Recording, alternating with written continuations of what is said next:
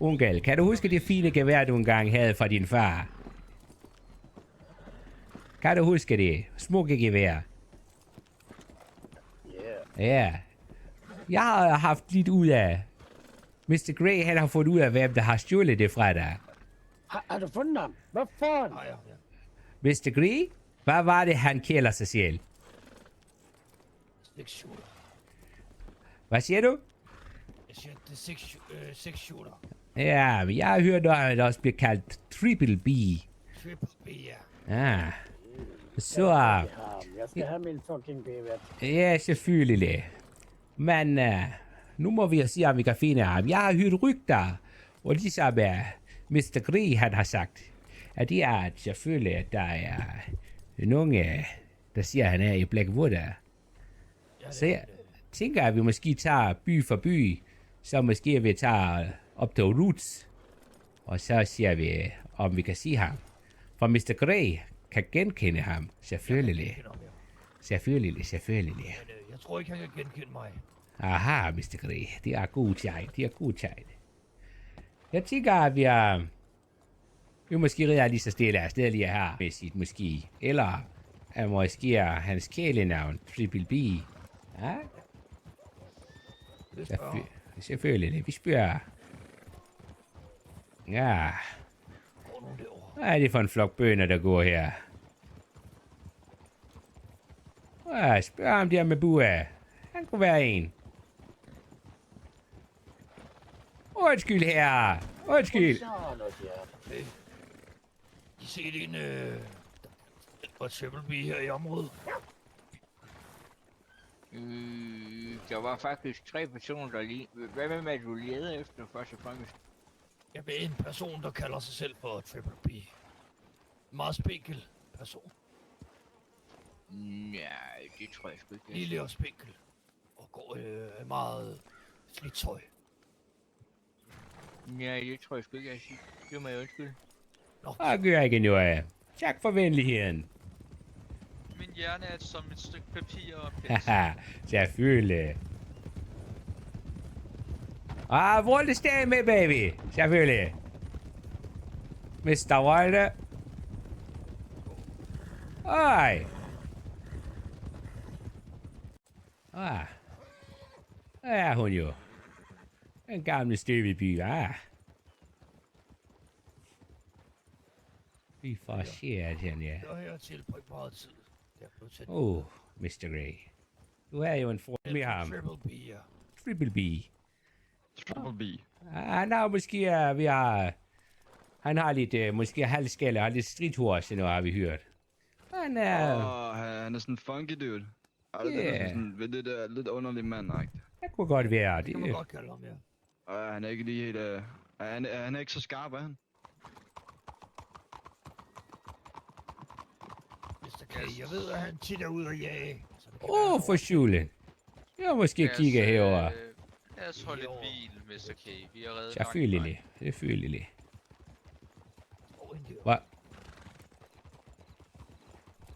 Hvad hulen? Der står nogen af det. Hvem er det der? Er det en på histen der?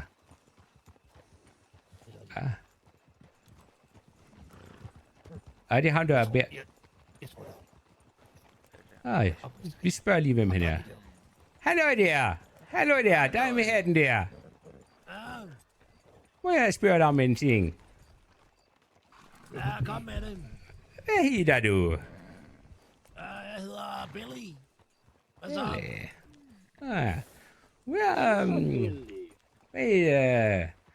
Vi leder efter en, der kalder sig Triple B. Kender du til sådan en mand? Det kommer sgu lidt an på, hvad det handler om. Det er fordi, vi hører, at han har verdens bedste kød, han sælger. Ja, men det kan nok godt passe, der er noget om snakken, så. Og selvfølgelig. Kender du denne person? I snakker med ham nu. For solen, mister. Jamen, prøv at, kan vi... jeg har hørt, at der skulle være sådan nogle specielle dyr her i Blackwood, som du er ekspert i at fange. Kan det passe? Du snakker bisoner. Ja. Kan du Farlige måske... sager, den er jo. Ved du Du hvor... snakker for højt op. Ved du hvor sådan nogle de hører til? Men de plejer at løbe rundt ude foran byen. Aha. Ude på de sandede sletter. Kan du måske vise, hvor de holder til, når de er selvfølgelig ikke ligger sure ned af buskene? Du får en lille skilling for det. Okay, nå. Ja. Selvfølgelig. Jo, hvorfor Hvad vej skal vi, Mr. BB? Så kom med her en gang. Selvfølgelig. Aha. Bare se her. Jeg håber, det er en god skilling. Ja, det kan vi godt finde ud af, det bliver. Og jeg har hørt meget om dig og dine bisser. Ja. Men det er... Er du god til at fange dem? Jeg vil nok våge at påstå, at jeg er en af de bedste.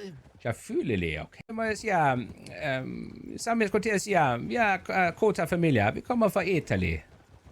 Ja, Ja, så vi har valgt at rykke pæl til pælen og gå med lidt her til de her såkaldte steder, selvfølgelig. Så fandt vi sådan dernede.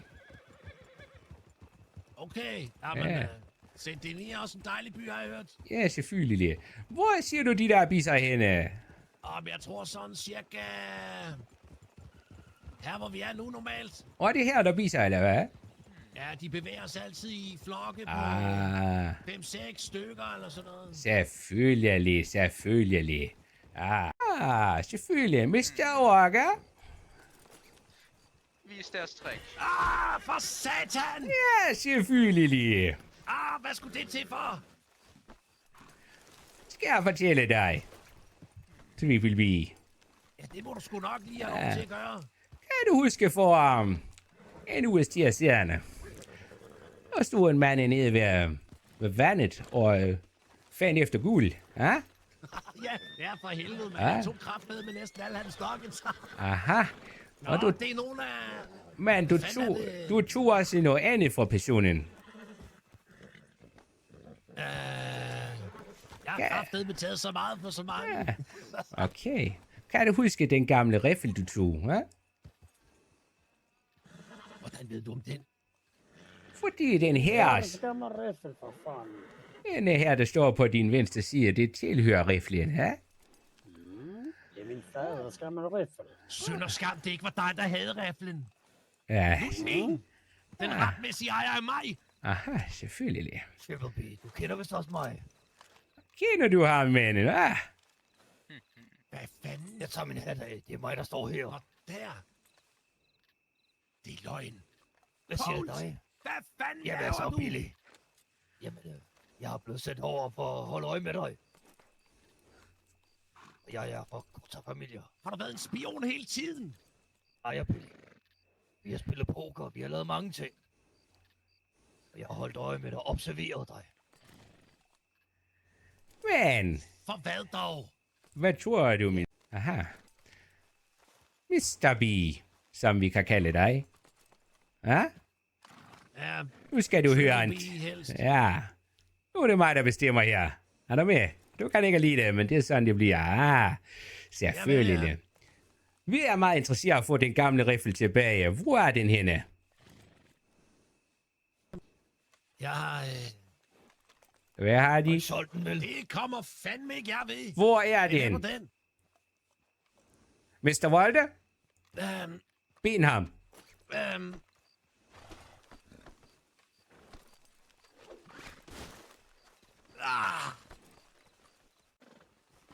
Hvor er din hest, Mr. Walker? Den der. Og bare pakke våbne væk, mens vi løber og riger med ham. Der er ikke nogen, der skal sige det her. Kom. Vi går lidt ned til vandet her. Hem eller? Vi skal hjem af. Lad os komme. Där ska vi hem.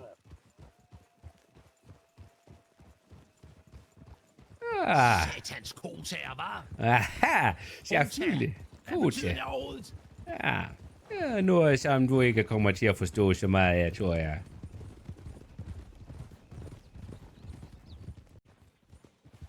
Jeg tror, vi skal op og snakke business. Ja, snak I bare. Så skal har jeg. jeg kæft. Selvfølgelig. Det er sådan, det bliver en gang imellem. Så är vi hemma igen. Hvor er de hen med ham?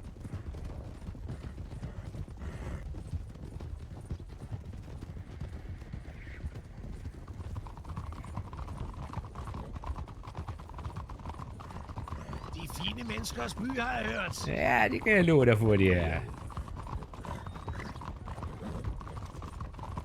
Nedsynet, så længe de har det.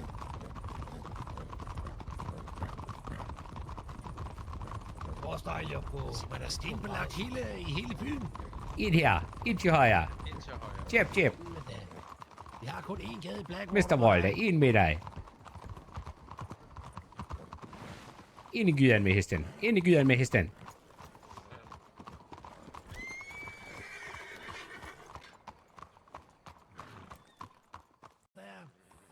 Jeg kan godt gå selv. Jeg har selv ben. Ja, Sæt Isabella. mig ned. Bare smid ham her. Hi, Isa. Sæt mig ned. Det er dejligt at se dig igen. Der. Ja. Her Jeg er Walker. også glad for at være her. Mm. Stil dig derovre, så for ingen kommer igennem den der. Jeg sagde, sæt mig ned. Hold den Ikke herovre. sprænd ned. Nu tror jeg måske, Billy, vi lige skal have tingene på det rene her. Se, hvad han har på sig. Kan den unge dame ikke stille sig ovenpå? Mr. Jardy. Se, hvad han har på sig. Mr. Gray, kom nærmere. Svar på det, jeg spørger dig om nu. Kan du? Billy. Hvis vi løsner rebene nu, der bliver pegepistoler direkte på dig. Så siger du dig ned på dine knæ. Selvfølgelig. Ja, selvfølgelig gør jeg det. Selvfølgelig. Godt. Tag det med ham. Ned på knæ, Mr. Billy. Jamen, Så kan jeg på knæ. jeg står lige så godt. Ned på knæ, Mr. Stop. Billy. Illy.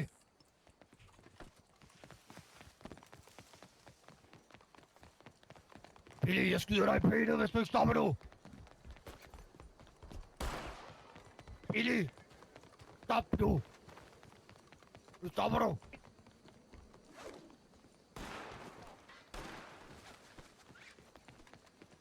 Tag ham. Godt. Ind i gyden med ham igen.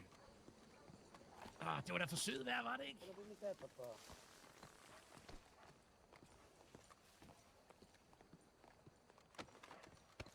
Lad ham, Det kan være, at jeg lige skal tisse over i hjørnet. lad ham lige tænke over sig. Ja, han kan tænke over sit valg imens. Vil lige måske lige sætter mig ned og får mig en cigar en tur. Ha? Gør det.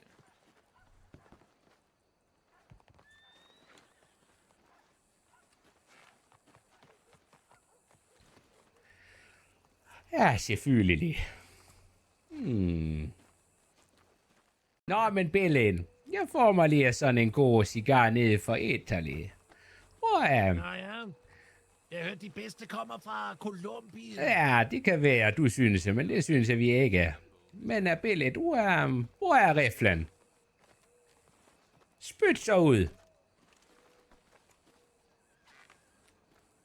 2.000 guld. Dollars, du. Belle, hører jeg i mine ører, at du har solgt den gamle rifle? Nej. Den har jeg gravet ned et sted. Okay. Det vil være for dumt at gå ind i banken med den. Belle, hvis du siger 2.000 guld, så har du solgt den. Nej, det har jeg sgu ikke. Aha. Men det er den eneste riffel, jeg ejer, som er den retmæssige ejer til riflen. Belle. Men Belle, må jeg sige en ting her? Nu skal jeg vil snakke lidt business. Fordi, kommer du med riflen til mig og min familie, ja? Ha? Får jeg så pengene? Hvad for nogle penge? Belle, du har stjålet noget fra Kota familie, ja? Hvor skulle jeg vide fra, hvem jeg har stjålet det fra? Det var en ligegyldig mand, der stod ude og samlede guld. Jeg kan sige, at den ligegyldige mand er min onkel. Hvis du siger, at han er ligegyldig en gang til, så kan jeg love dig for, at jeg plukker hovedet af dig. Okay. Måske var han bare på det forkerte sted på det rigtige tidspunkt. For det rigtige tidspunkt. Nu stopper du med at grine. Okay. Belle, vil du give mig den riffel, eller hvad? Hvad er alternativet? Ha, du kan svare mig på mit spørgsmål. Jeg tager ikke imod et spørgsmål for det andet, vel? Kom, vil du give mig riflen, eller vil du ikke? Hvis I slipper mig fri, så okay. Så får I det lort. Belle? Det er ikke lort. Belle. Vær lige helt ærlig, for jeg tror ikke helt på dig. Har du den riffel, eller ej? Jeg skal nok vise jer, hvor jeg har gravet den ned. Billy, har du den riffel eller ej? Jeg har den. Jeg har gravet den ned. Men vi skal bruge en skovl. Hvor er den henne? Den er på en gravplads i Valentine.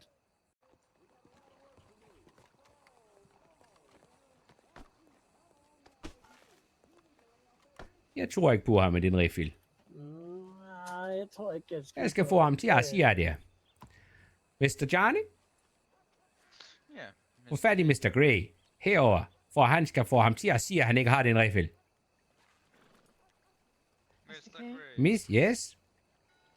Han sagde, at han havde gravet noget op som en person, der skulle ligge der. Ja. Men han sagde ikke hvem. Jeg kan godt høre. Mr. Grey, Ja, hvad så? han har ikke din riffel. Min riffel. Jeg tror ikke på, at han har riflen. Jeg tror heller ikke, han har den. Få ham til Jeg at tror det faktisk ikke. Få ham til at indrømme, at han ikke har din riffel. For han er vores ejendom for nu af. Hvis han ikke har riflen, tilhører han Kota-familie, og han skal tjene os indtil vi siger, at det er i orden. Det er han kommer til. Man får riflen ud af ham først. Og ellers så skal jeg personligt sige til ham, hvad fanden han har gjort, og han kommer til at vinde her resten af livet. Mr. K. Ja, selvfølgelig. Skal jeg give hans pistol til frøken Isabella deroppe? Så hun har en revolver. Vent lige med den. Men kom, vi skal op til ham.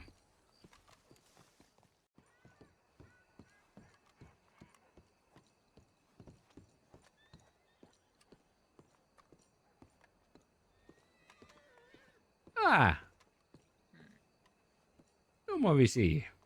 Han får banket på noget ind i fornuften på ham. Ja, jeg har forstået det. Mr. Grey? Okay, jeg tror, han har forstået det.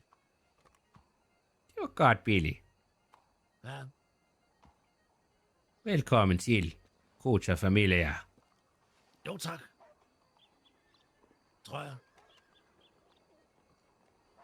Jo, Opfør dig nu pænt. Jo, tak, siger jeg. Det her, jeg er meget glad for Du siger det. det til nogle af de andre. Jeg siger ikke noget. Min mund er lukket med 7 sejl. Mr. Grey? Ja. Har du sagt til Billy, hvad der sker, hvis han siger det til andre? Jeg har sagt til ham. Det kan jeg næsten gætte mig frem til. Tak for det. Ja, det har han sagt. Jamen, Billy, sand dig ned i denne gyde. Jeg vil råde dig til, at du måske finder dig et tæppe, du måske kan sove hernede i Spuskati eller noget. Indtil vi finder ud af, om du er lidt vakker på. Ja, kan du sove udenfor i gyde? Ellers kan du få det Jeg lille. bliver nødt til at komme til Blackwater og hente min hest og alt muligt. Det er selvfølgelig rigtigt. Skal du have noget? Så Vi har har noget. jeg tilladelse til at tage afsted og hente min hest og Billy. komme tilbage igen. Hvornår er det kommer du? Jeg er afsted. Vi skal Jeg bare. snakker ikke med nogen på min vej. Vi tager afsted nu. Og vi tager med. Det er lige så fint. Ja, jeg ved ikke, om det måske er godt, at han selv gør det, men hvis han snakker nogen, finder vi jo hurtigt ud af det. Det er selvfølgelig rigtigt. Vi er. Fordi han skal nok ikke have flere af os løb. Nej. Vi kan også sørge for, at hans hest bliver reddet hertil. Jeg kan måske også tage mit andet tøj på igen, fordi nu har jeg jo været der, de andre kender jo ikke til mig. Mr. Grey? Gør det. Gør det. Jeg kommer måske at slå en handel af med dig. Angående heste eller frugter? Måske på sigt heste, men måske frugter. Johnny? Noter. Hvad jeg siger. Jeg noterer. Frugter. Måske heste. Måske heste. Spørgsmålstegn. Skriv det. Spørgsmål. Yes. Tak for Jeg det. er med. Selvfølgelig. Undskyld, frøke. Men jeg tænker, hvad siger du til, vi måske kan hente frugter, sådan, når vi har brug for dem, og vi måske kan hjælpe dig på nogle måder. Jeg tror, jeg skal have defineret at hjælpe mig. Altså, er vi ude i at hjælpe mig med heste og arbejde, eller er vi ude i at hjælpe mig med sådan nogle mærkelige Men altså, jeg kan sige sådan, Mr. Kjær her er en hurtig person, har jo på denne måde, at jeg ligger inde med mange ting. Og lige for tiden, her ligger jeg inde med en person, som jeg kan sige, at han skal hjælpe dig, og han gør det ganske gratis, hvis du kan gøre lidt for os, måske. Oh. Så jeg tænker, Altså, det- at du måske kunne bruge en fin... hvad kan man kalde ham, Mr. Grey? Hvad kan man kalde ham? Ikke det grimme ord med S. Ikke det grimme. Hvad kan man sige?